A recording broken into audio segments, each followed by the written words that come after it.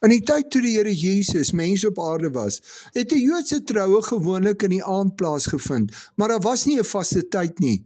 Die man se vriende het die heel dag gedans en gekuier en dan het hulle hom na die bruid se ouerhuis geneem. Hulle het hard geroep dat die bruidegom kom en dan is die man se groep deur die strooimeisies verwelkom waarna hulle almal by die vrou se groep aangesluit het. In Matteus 25 vers 1 tot 13 vertel die Here Jesus die gelykenis van die 10 meisies by die huweliksfees wat die bruidegom gaan inwag het. Die een helfte het ekstra olie vir hulle lampe gevat en die ander helfte het nie.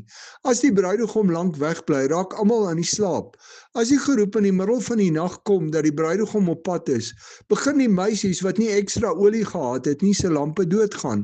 Die ander het olie in hulle eie lampe bygegooi en was reg om die bruidegom te ontmoet, maar hulle kon nie die sonder olie help nie.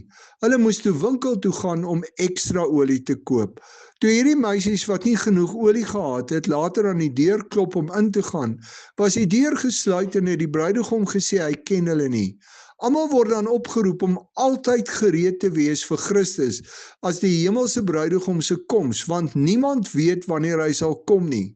Behalwe dat hier weer beklemtoon word dat Christus onverwags sal kom, word hier ook beklemtoon dat ons nie op ander mense sal kan staatmaak om by Christus in te gaan nie. Ons moet self gereed wees.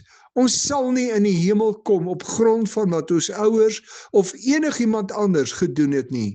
Ek self moet altyd gereed wees en self die hemelse bruidegom Jesus Christus ken. Is jy gereed dat die Here Jesus jou enige tyd kan kom haal?